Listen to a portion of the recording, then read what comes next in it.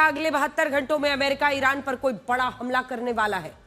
इस खबर से हम शुरुआत इसीलिए कर रहे हैं क्योंकि यह सवाल एक इंटरव्यू में राष्ट्रपति ट्रंप ने जवाब में धमकी दी कि अगर ईरान ने उन पर कोई हमला कराया, मतलब उन पर निजी तौर पर डोनाल्ड ट्रंप पर कोई हमला कराया या उनकी हत्या की साजिश रची गई तो अमेरिका ईरान को दुनिया के नक्शे से ही मिटा देगा। इससे पहले आज तक अमेरिका के किसी राष्ट्रपति ने किसी देश को इस तरह की धमकी तो कभी नहीं दी थी कि उसको धरती के नक्शे से मिटा देंगे, लेकिन अब ऐसा हो रहा है और इससे यह भी लगता है कि अमेरिका और ईरान की दुश्मनी दुनिया को एक नए संघर्ष की तरफ ले जा सकती है। ये बात हम इसलिए भी कह रहे हैं क्योंकि अब यह संघर्ष अमेरिका और ईरान तक सीमित नहीं है, बल्कि अब यह लड़ाई निजी हो गई है। अब राष्ट्रपति डोनाल्ड ट्रंप और ईरान के सुप्रीम लीडर अयतुल्ला खामेनी खुल्लम खुल्ला एक दूसरे को धमकी दे रहे हैं। ईरान के सरकारी मीडिया पर 13 जुलाई 2024 के उन वीडियोस को चलाया जा रहा है जब पेनिसिल्वेनिया की एक चुनावी रैली में राष्ट्रपति ट्रंप पर जानलेवा हमला हुआ था।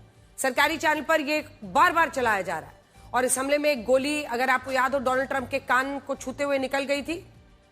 ईरान का सरकारी मीडिया इस हमले की तस्वीरें दिखाकर अब खुल्लम खुल्ला कह रहा है कि उस वक्त तो राष्ट्रपति ट्रंप बाल बाल बच गए थे, लेकिन अब की बार ईरान का निशाना चूकेगा नहीं और ईरान राष्ट्रपति ट्रंप को अपना सबसे बड़ा दुश्मन मानता है।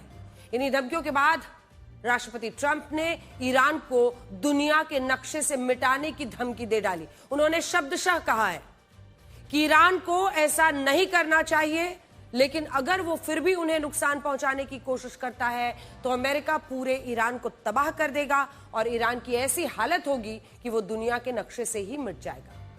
ये धमकी भी ऐसे वक्त में आई है जब अमेरिका ईरान की घेराबंदी कर रहा है। अमेरिका ने अपने 2 सबसे खतरनाक एयरक्राफ्ट कैरियर्स को फारस की खाड़ी में तैनात करने का फैसला लिया है, जिसमें Abraham Lincoln CVN-72 aircraft carrier को रवाना किया जा चुका है, जबकि दूसरे aircraft carrier Gerald R Ford को भी ईरान के पास भेजा जा सकता है। इनमें भी जेराल्ड आर फोर्ड दुनिया का सबसे बड़ा न्यूक्लियर, आप सही सुन रहे हैं, न्यूक्लियर पावर्ड एयरक्राफ्ट कैरियर है, जिसकी लागत 1,19,000 करोड़ रुपए मानी जाती है और कई रिपोर्ट्स में बताया गया है कि अगर इस एयरक्राफ्ट से अमेरिका ईरान पर हमला करता है तो सिर्फ 1 हफ्ते में ईरान पूरी तरह तबाह हो जाएगा। हालांकि इस बात को बहुत कम लोग जानते हैं कि ईरान की भौगोलिक परिस्थितियों के कारण उसे हराना या दुनिया के नक्शे से मिटाना लगभग नामुमकिन माना जाता है। ईरान से अमेरिका की दुश्मनी साल 1979 से चली आ रही है, लेकिन आज तक अमेरिका ईरान का ज्यादा कुछ नहीं बिगाड़ पाया है। यह बात सिर्फ अमेरिका की नहीं है, पिछले 500 सालों से ईरान के बॉर्डर में कोई बदलाव नहीं आया है। इसका क्षेत्रफल आज भी लगभग उतना ही है जितना आज से 500 साल पहले था। यह स्थिति भी तब है जब अलग अलग दौर में हर बड़ी सुपर पावर ने ईरान को दुनिया के नक्शे से मिटाने की कई कोशिशें की। रोमन साम्राज्य, मंगोल साम्राज्य, अरब के खलीफा, तुर्की का ऑटोमन एम्पायर, रूसी साम्राज्य और यहां तक कि ब्रिटेन ने भी ईरान पर कई हमले किए, लेकिन कोई भी सुपर पावर ईरान को हराकर उस पर कब्जा नहीं कर पाया और ना ही ईरान को दुनिया के नक्शे से मिटाया जा सका। और इसका कारण है कि ईरान की जो खास भौगोलिक परिस्थिति है, ज्योग्राफिकल लोकेशन, मैं आपको बड़ी स्क्रीन पर दिखाती हूं, जिसकी वजह से ईरान को इस तरह से पूरी तरह से साफ करना क्यों नामुमकिन माना जाता है। तो सबसे पहले देखिए, असल में ईरान की भौगोलिक स्थिति ऐसी है कि उसके लिए यह कहा जाता है कि दुनिया का कोई भी देश उसे युद्ध में हरा नहीं सकता। पश्चिमी ईरान में जहां इराक की सीमा है वहां पर है जैग्रोस। जी हां, सबसे पहले इराक को अगर आप दोनों इन देशों को देखेंगे तो जैग्रोस आपको दिखाई देगा और ये जो जैग्रोस पर्वत है, यहां पर जूम इन करके दिखा दीजिए, ये वाले हिस्से, ये जैग्रोस पर्वत है इराक की तरफ। ये एक माउंटेन रेंज है, पूरा एक पहाड़ श्रृंखला, और पहाड़ श्रृंखला से उसको काफी इधर बचाव होता है, जिसके कारण किसी भी सेना के लिए ईरान में घुसना लगभग नामुमकिन है। अब आ जाइए उत्तरी ईरान में, जहां कैस्पियन सागर है, ऊपर में आप देख रहे हैं, यहां पे आ जाइए, ये कैस्पियन सागर है। वहां पर क्या है, अगर समुद्र के रास्ते से कोई आता है, तुर्कमेनिस्तान है, वहां भी एक बहुत बड़ी माउंटेन रेंज है जो बॉर्डर पर ईरान के लिए एक दीवार की तरह काम करती है और ईरान को सुरक्षित रखती है। इसको एल्ब्रूस पर्वत कहते हैं। ये देखिए, तुर्कमेनिस्तान इधर कॉपिट डेग रेंज जो है यहां पर है। तो हर तरफ से कैस्पियन सागर के बगल में ये एल्ब्रूज पर्वत है, इधर तुर्कमेनिस्तान के साथ कोपेट डेग रेंज है, और इधर स्ट्रेट ऑफ हॉर्मूज में आप देख रहे हैं फारस की खाड़ी जो जिसको हम कहते हैं, वहां पर स्ट्रेट ऑफ हॉर्मूज, जिससे उसका यहां पर बचाव हो जाता है। अब देखिए, अगर आप पूरी बड़ी तस्वीर को समझेंगे तो कई तरफ से माउंटेन रेंज होने के कारण सुरक्षित रहता है। फारस की खाड़ी और ओमान की खाड़ी से लगी हुई है, और ये वही क्षेत्र है जहां से दुनिया में 30% कच्चा तेल, 20% नेचुरल गैस का निर्यात होता है, ये वाली फारस की खाड़ी। अब ऐसे में यहां पर ये जो फारस की खाड़ी है वो कितनी इंपॉर्टेंट है आप समझ रहे होंगे। अपनी इसी लोकेशन के कारण ईरान के लिए यह कहा जाता है कि उसे युद्ध में हराना मुश्किल है, और इस बात को राष्ट्रपति ट्रंप भी जानते हैं। इसके अलावा राष्ट्रपति ट्रंप ने यह भी जानते हैं वो कि ईरान दुनिया के क्रॉसरोड पर मौजूद है, जो यूरोप, एशिया, अफ्रीका, तीनों कॉन्टिनेंट्स को आपस में जोड़ता है। कैसे? देखिए, ईरान यहां पर है बीचों बीच, लाल वाला हिस्सा। इधर पूरे एशिया से ईरान का अगर आप देखें तो इधर के लिए एंट्री ही ईरान को माना जाता है। इधर अगर आप देखिए तो यूरोप के तमाम देश इस तरह से जुड़ते हुए दिखाई देते हैं, और इधर से ही अफ्रीका भी जुड़ता हुआ दिखाई देता है।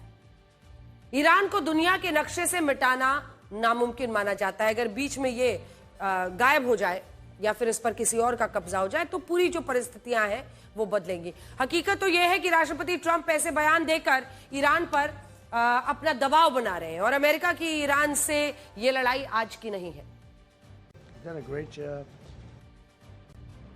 जिस वक्त ईरान का सरकारी मीडिया और उसके नेता राष्ट्रपति डोनाल्ड ट्रंप की हत्या कराने की धमकी दे रहे हैं, और राष्ट्रपति ट्रंप ये कह रहे हैं कि वो ईरान को दुनिया के नक्शे से मिटा देंगे, तब उसी दौरान कुछ ऐसा हुआ है जो पूरी दुनिया को हैरान कर रहा है। राष्ट्रपति डोनाल्ड ट्रंप जिस एयरफोर्स 1 विमान से स्विट्जरलैंड के डावोस रवाना होने वाले थे, उस विमान में उड़ान के दौरान अचानक केबिन की कुछ लाइटें चलना बंद हो गई, और इस तकनीकी खामी के कारण एयरफोर्स 1 विमान को यू टर्न लेना पड़ा और उसे वापस उसी जॉइंट बेस एंड्रूज हवाई अड्डे पर लाया गया जहां से उसने उड़ान भरी थी। इस घटना के बाद 2 सवाल उठ रहे हैं। पहला सवाल तो यह है कि राष्ट्रपति ट्रंप के जिस एयरफोर्स 1 विमान को एक किले जैसा सुरक्षित माना जाता है, उसमें तकनीकी खराबी आई कैसे? और दूसरा सवाल ये कि क्या वॉशिंगटन डीसी में कोई ऐसा फैसला होने वाला था जिसके कारण राष्ट्रपति ट्रंप का विमान अचानक यू टर्न लेकर आया, और इन बातों को छिपाने के लिए बाद में विमान में तकनीकी खराबी होने का बहाना बनाया गया। इन 2 बातों पर अटकलें लगाई जा रही है। ऐसा हम इसलिए भी कह रहे हैं क्योंकि राष्ट्रपति ट्रंप की डावोस यात्रा बहुत महत्वपूर्ण रहने वाली है, जिसमें राष्ट्रपति ट्रंप यूरोप के नेताओं के साथ न सिर्फ ग्रीनलैंड के मुद्दे पर चर्चा करेंगे, बल्कि इसी यात्रा पर बोर्ड ऑफ पीस को भी अंतिम रूप दिया जाना है।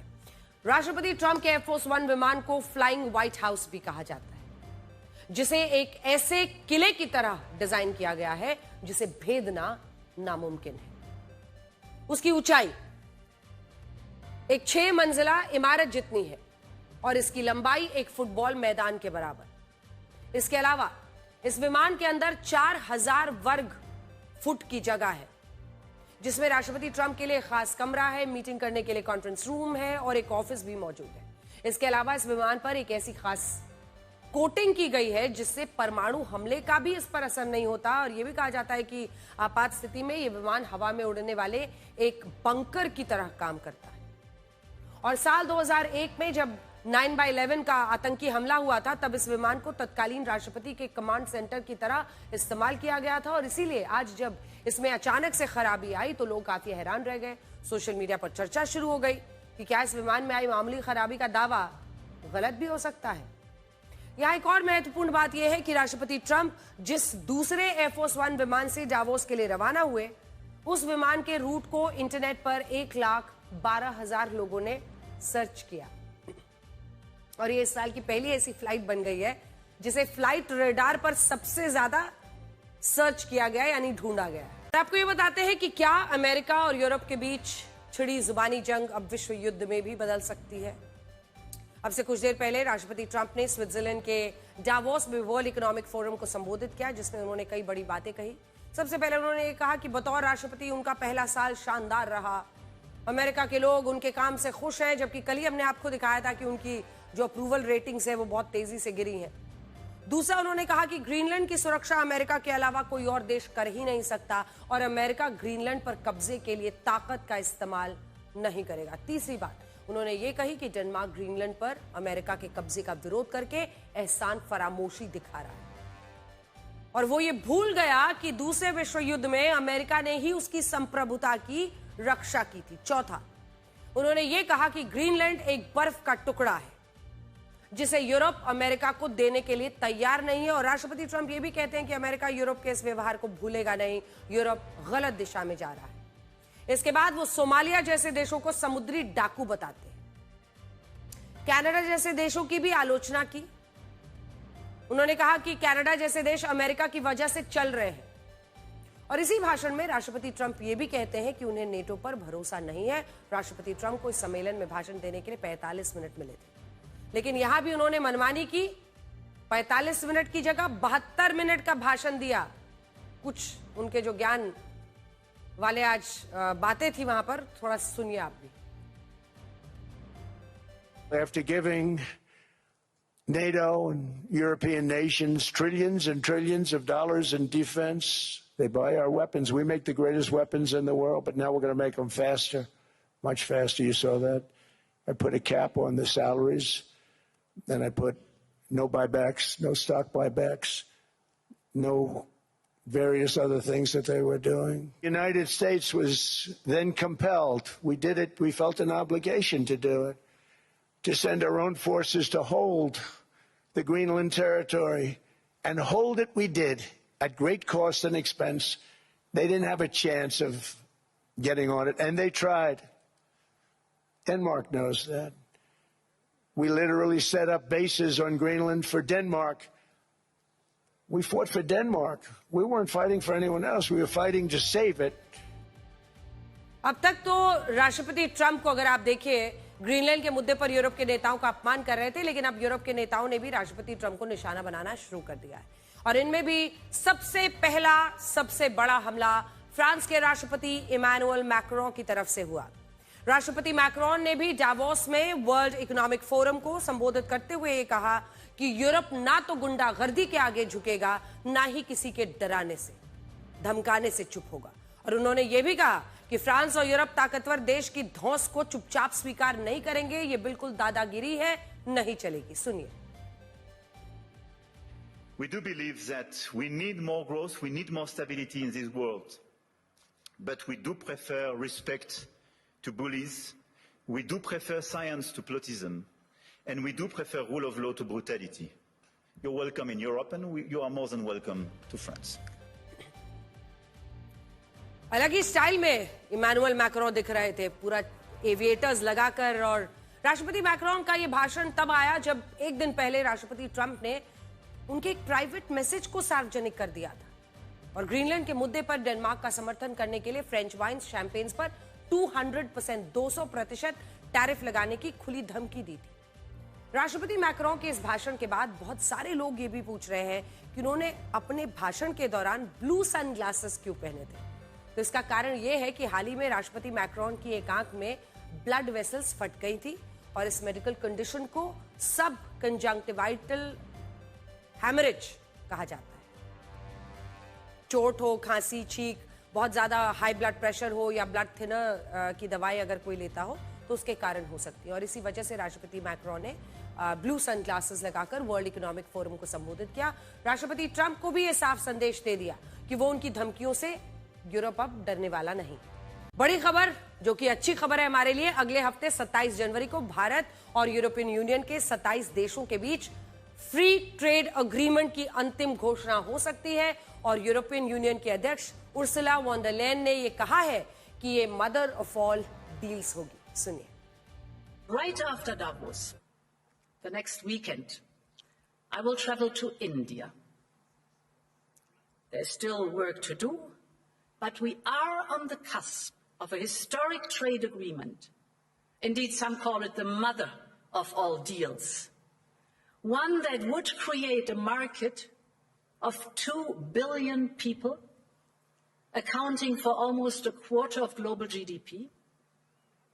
And crucially, that would provide a first-mover advantage for Europe with one of the world's fastest-growing and most dynamic continents. तो मदर ऑफ ऑल डील्स का मतलब जरा आपको बताते हैं। भारत और यूरोपियन यूनियन के बीच जो फ्री ट्रेड एग्रीमेंट होगा वो डील सभी सौदों में सबसे बड़ी, सबसे निर्णायक, सबसे ऐतिहासिक डील होगी। और ये वो डील है जिसका भारत और यूरोपियन यूनियन ने 19 सालों तक इंतजार किया है। इस फ्री ट्रेड एग्रीमेंट पर पहली बार साल 2007 में चर्चा शुरू हुई, लेकिन इसके बाद साल 2013 तक इस पर कोई अंतिम सहमति नहीं बनी। उसके बाद साल 2013 से 2022 के बीच इस समझौते को बुला दिया गया और ये लगने लगा कि भारत और यूरोपियन यूनियन के बीच फ्री ट्रेड एग्रीमेंट होना संभव नहीं। लेकिन बाद में मोदी सरकार ने इस पर 4 वर्षों तक चर्चा को जारी रखा और अब जाकर 27 जनवरी 2026 को इस समझौते का ऐलान होने वाला है। फ्री ट्रेड एग्रीमेंट को हिंदी में मुक्त व्यापार समझौता भी कहते हैं, जिसमें 2 देश आपसी सहमति से ये तय करते हैं कि उनके किन उत्पादों पर जीरो टैरिफ लगेगा और किन उत्पादों पर कम से कम यानी न्यूनतम टैरिफ लगाया जाएगा। ऐसा इसलिए किया जाता है ताकि उन दोनों देशों के बीच व्यापार को बढ़ाया जा सके। अभी भारत यूरोपियन यूनियन के साथ ऐसा ही फ्री ट्रेड एग्रीमेंट करने वाला है और ये इसलिए भी महत्वपूर्ण है क्योंकि भारत और यूरोपियन यूनियन में कुल 190 करोड़ लोग रहते हैं। 190 करोड़ लोगों का बाजार है ये। इनमें 145 करोड़ लोग भारत में, 45 करोड़ लोग यूरोपियन यूनियन में। ये पूरी दुनिया की 23% आबादी होती है, 23%। इसके अलावा दुनिया की अर्थव्यवस्था में भारत और यूरोपियन यूनियन की हिस्सेदारी 25% से ज्यादा है। यूरोपियन यूनियन को भारत की सबसे ज्यादा जरूरत है। असल में यूरोपियन यूनियन के 27 देश व्यापार के लिए चाइना पर पूरी तरह निर्भर हो गए हैं। इन देशों के आयात में अकेले चाइना की हिस्सेदारी 21% हो गई है, 21.3%, जबकि भारत की हिस्सेदारी सिर्फ 2% है। यहीं से पूरा मौका आएगा, यानी भारत के पास पूरा मौका है, वो यूरोपियन यूनियन के साथ निर्यात को बढ़ा सकता है। फ्री ट्रेड एग्रीमेंट के तहत मेड इन चाइना मार्केट को यूरोप के बाजार में टक्कर दे सकता है। भारत के लिए यह दाव इसलिए भी बड़ा है क्योंकि यूरोपियन यूनियन पहले से भारत के लिए सबसे बड़ा ट्रेड पार्टनर है, जबकि भारत यूरोपियन यूनियन के लिए उसका 9वां सबसे बड़ा ट्रेड पार्टनर। इसी असंतुलन को हमें सही करना है। अगर भारत यूरोप के देशों के लिए उनका दूसरा या तीसरा सबसे बड़ा ट्रेड पार्टनर बन जाता है तो हमें 27 देशों का एक बहुत बड़ा बाजार मिलेगा। इससे हमारे निर्यात में, हमारे एक्सपोर्ट में वृद्धि होगी। यूरोपियन यूनियन जिन उत्पादों का सबसे ज्यादा आयात करता है उनमें मशीनरी है, गाड़ियां हैं, खाने पीने का सामान है, केमिकल्स है, कच्चा तेल है, गैस है, और अभी चाइना ने इनमें से ज्यादातर सेक्टर्स पर मजबूत पकड़ बनाई है। यूरोप के देश 97% मैन्युफैक्चरिंग प्रोडक्ट्स, 55% मशीनरी, गाड़ियां, 8% केमिकल्स सब चाइना से लेते हैं और भारत को इन्हीं क्षेत्रों में अपनी जगह बनानी है। ऐसा नहीं है कि ये बहुत ज्यादा आसान होगा, भारत को इसमें बहुत मेहनत करनी होगी, अपनी उत्पादन क्षमता बढ़ाना होगा। इसी के साथ हम यूरोप के देशों को दवाइयां, मोबाइल फोन, डायमंड ज्यादा निर्यात करते हैं और इस क्षेत्र में भी फ्री ट्रेड एग्रीमेंट का फायदा उठाना होगा। इसीलिए इस डील को मदर ऑफ ऑल डील्स कहा जा रहा है। यहाँ यूरोप के देश ये भी समझ रहे हैं कि अब भारत एक बड़ी आर्थिक शक्ति बन रहा है, जो इटली, फ्रांस, जापान, ब्रिटेन जैसे देशों को पीछे छोड़कर 4थी सबसे बड़ी अर्थव्यवस्था बन जाता है और अब भारत को नजरअंदाज नहीं किया जा सकता। इस बार मजाक का पात्र बने हैं पाकिस्तान के रक्षा मंत्री ख्वाजा आसिफ। दुनिया के किसी देश का रक्षा मंत्री अपने देश की सेनाओं को मजबूती देने के लिए रक्षा सौदों पर विचार करता है, सेना को कैसे ताकतवर बनाए उससे जुड़ा प्लान बनाता है। जैसे हमारे देश में देखिए, रक्षा मंत्री राजनाथ सिंह ने नागपुर में गाइडेड पिनाका रॉकेट सिस्टम को हरी झंडी दिखाई। जल्दी ही ये मिसाइल विदेशों में एक्सपोर्ट की जाएगी। आर्मेनिया ने तो इस रॉकेट सिस्टम को खरीदने में इच्छा भी जताई है। भारतीय रक्षा मंत्री कह रहे हैं कि भारत को हथियारों का हब बनाना है। सोचिए, भारत के रक्षा मंत्री देश की सुरक्षा को लेकर गंभीर है और एक है पाकिस्तान के रक्षा मंत्री ख्वाजा आसिफ। दिखाइए, क्या आपको मालूम है कि पाकिस्तान के रक्षा मंत्री इन दिनों क्या कर रहे हैं? वो अपने देश में दुकानों का उद्घाटन कर रहे हैं और मजे की बात यह है कि वो जिस ब्रांड की दुकान का उद्घाटन करने गए थे, नकली निकला। ख्वाजा आसिफ पाकिस्तान के सियालकोट में एक पिज्जा हट ब्रांड के उद्घाटन को लेकर विवादों में आ गए हैं। पाकिस्तानी उनका मजाक ये कहकर उड़ा रहे हैं कि उनका रक्षा मंत्री इतना खाली है कि वो दुकानों के उद्घाटन कर रहा है। दुनिया भर के पिज्जा लवर्स ख्वाजा आसिफ की बेवकूफी पर हंस रहे हैं क्योंकि वो एक नकली पिज्जा हट का उद्घाटन करके चले आए। सोशल मीडिया पर ख्वाजा आसिफ की उद्घाटन वाली तस्वीरें और वीडियो वायरल हुए तो पिज्जा हट इंटरनेशनल ने खुद बयान जारी किया और पिज्जा हट इंटरनेशनल ने बयान जारी करके कहा कि उस आउटलेट से उनकी कंपनी का कोई लेना देना नहीं है। यानी जिस पिज्जा आउटलेट का ये विल्ला रक्षा मंत्री उद्घाटन करने पहुंचे वो भी नकली निकला। पिज्जा हट ने कहा कि सियालकोट आउटलेट से उनका कोई लेना देना नहीं है। वो आउटलेट पिज्जा हट इंटरनेशनल की रेसिपी, गुणवत्ता, फूड सेफ्टी मानकों का पालन नहीं करता है। पिज्जा हट इंटरनेशनल तो ये भी कह रहा है कि वो अपने ट्रेडमार्क के दुरुपयोग को लेकर शिकायत दर्ज करवाएंगे। सोचिए, पाकिस्तान के रक्षा मंत्री के पास कोई काम नहीं, छोटी छोटी दुकानों का फीता काटकर फर्ज निभा रहे हैं। कुछ सोशल मीडिया यूजर्स तो ये भी कह रहे हैं कि ऑपरेशन सिंदूर में भारतीय सेना से पिटने के बाद अब उनके पास करने को कुछ बचा भी नहीं है। बात करेंगे उत्तर प्रदेश में राज्य सरकार वर्सेस स्वामी अभिमुक्तेश्वरानंद विवाद की। मौनी अमावस्या के दिन काफिले के साथ संगमनोस तक जाने की जिद ने यूपी सरकार और स्वामी अभिमुक्तेश्वरानंद को आमने सामने लाकर खड़ा कर दिया है। उस दिन मेला प्रशासन ने भीड़ का हवाला देकर स्वामी जी के काफिले को जबरन रोका और फिर इसके बाद अभिमुक्तेश्वरानंद ने मेला प्रशासन, पुलिस पर मारपीट के आरोप लगाए। कई वीडियोस भी सामने आए। ये विवाद अब इतना बढ़ गया कि अभिमुक्तेश्वरानंद के शंकराचार्य होने पर भी सवाल उठाए जाने लगे। इन सवालों को हिंदू धर्म के सबसे सम्मानित धर्मगुरु पद के अपमान से जोड़ा जा रहा है। मौनी अमावस्या पर स्नान को लेकर जो हंगामा हुआ, उसके बाद माघ मेला प्रशासन ने स्वामी अभिमुक्तेश्वरानंद के शंकराचार्य पदवी पर सवाल खड़े किए।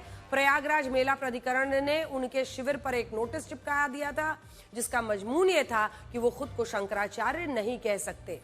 माघ मेला प्रशासन के नोटिस में जगत गुरु शंकराचार्य के ज्योतिष पीठ विवाद पर सुप्रीम कोर्ट में चल रहे केस का जिक्र है। इसके तहत बताया गया कि सुप्रीम कोर्ट के 14 अक्टूबर 2022 को दिए गए आदेश के अनुसार जब तक कोर्ट से फैसला ना हो जाए तब तक ज्योतिष पीठ या अन्य संस्था के किसी भी व्यक्ति का शंकराचार्य के रूप में पट्टाभिषेक नहीं किया जाएगा, यानी उसे पदवी नहीं दी जाएगी। इसीलिए मेला प्रशासन स्वामी अभिमुक्तेश्वरानंद से पूछ रहा है कि वो किस आधार पर खुद को ज्योतिष पीठ का शंकराचार्य बताते हैं। दरअसल माघ मेले में उनके शिविर पर ज्योतिष पीठ का शंकराचार्य लिखा है और मेला प्राधिकरण के मुताबिक ये लिखना सुप्रीम कोर्ट के आदेशों का उल्लंघन है। इस नोटिस को लेकर अभिमुक्तेश्वरानंद भड़क गए। उन्होंने मेला प्राधिकरण के नोटिस के जवाब में लंबा सा एक जवाब दिया है, कई पन्नों का।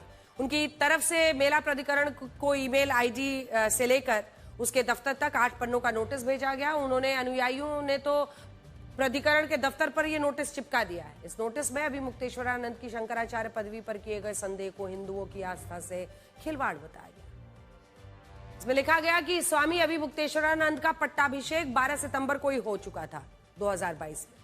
मेला प्राधिकरण का नोटिस स्वामी जी की गरिमा पर चोट है।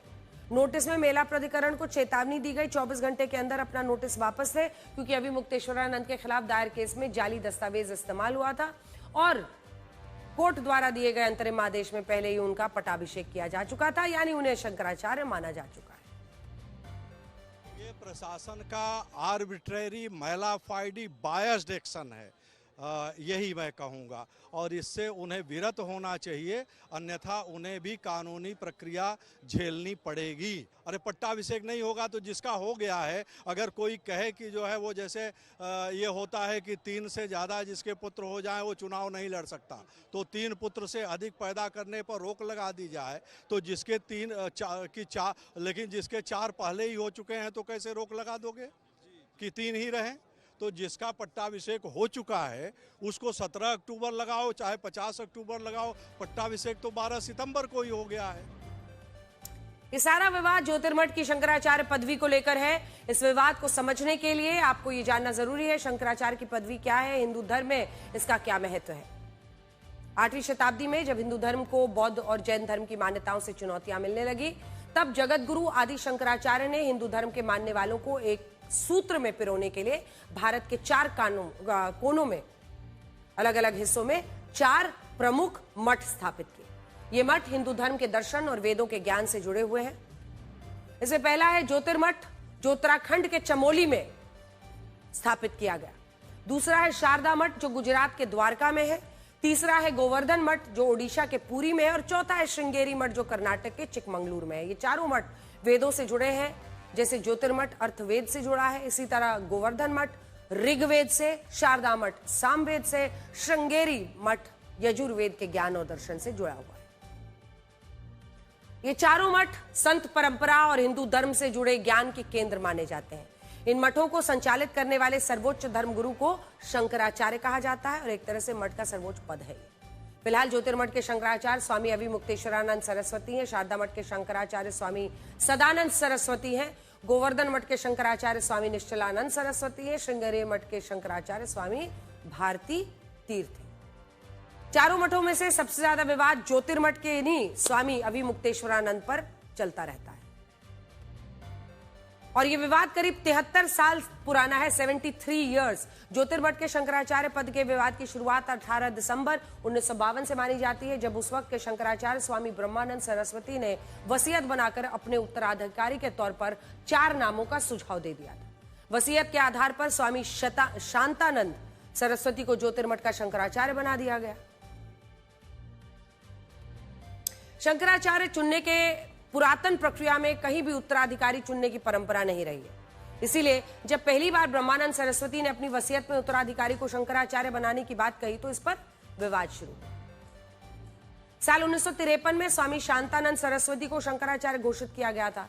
तब उस वक्त अन्य मठों के शंकराचार्यों और उनके शिष्यों ने उन्हें ज्योतिर्मठ का शंकराचार्य मानने से ही इनकार कर दिया। तर्क यह था कि जगत गुरु आदि शंकराचार्य द्वारा रचित मठामान्य जो महानुशासनम में वसीयत से उत्तराधिकारी की नियुक्ति के बारे में लिखा ही नहीं गया था, तो फिर वसीयत कैसे बनाकर किसी को कोई नियुक्त कर सकता है। संस्कृत भाषा में लिखे गए इस ग्रंथ में चारों मठों के प्रबंधन, उनकी नियुक्ति, कैसे काम होगा, इन सब के बारे में लिखा हुआ। मतलब ये कि ज्योतिर्मठ ही नहीं, किसी भी मठ के शंकराचार्यों की नियुक्ति वसीयत या उत्तराधिकारी परंपरा से नहीं की जा सकती, और अगर ऐसा हुआ है तो पुरातन परंपरा के हिसाब से गलत है। मठों के शंकराचार्यों की नियुक्ति को लेकर आदि शंकराचार्य ने अपने ग्रंथ में कुछ खास नियम बताए। इस ग्रंथ के अनुसार शंकराचार्य बनने के लिए सन्यासी जीवन में रहना जरूरी है। ग्रंथ कहता है कि शंकराचार्य केवल एक ब्राह्मण ही बन सकता है।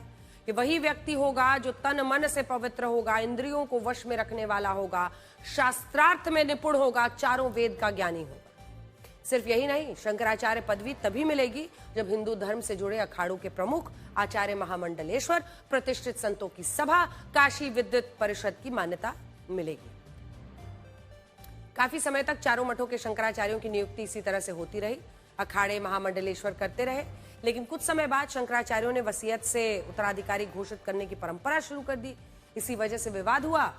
अभिमुक्तेश्वरानंद की शंकराचार्य पदवी का विवाद भी उत्तराधिकारी परंपरा से उपजा हुआ विवाद है। स्वामी अभिमुक्तेश्वरानंद का कहना है उनको स्वामी स्वरूपानंद सरस्वती ने अपना उत्तराधिकारी घोषित किया था। स्वामी स्वरूपानंद सरस्वती को ज्योतिर्मठ के पूर्व शंकराचार्य ब्रह्मानंद सरस्वती ने दीक्षा दी थी, लेकिन उन्होंने शांतानंद को अपना उत्तराधिकारी बनाकर शंकराचार्य बना दिया। उत्तराधिकारी परंपरा के तहत 1980 में देखिए, मतलब एक के बाद एक ये पूरी श्रृंखला है जिसमें विवाद इस बात को लेकर है कि क्या जो आदि शंकराचार्य ने नियम बनाए थे उनको तोड़ तोड़कर ये सभी एक दूसरे को शंकराचार्य बनाते चले गए। ज्योतिर्मठ शंकराचार्य विवाद पर सार यही है कि पूरी लड़ाई उत्तराधिकारी चुनने की नई परंपरा है और जिसको नियमों में नहीं पाया गया।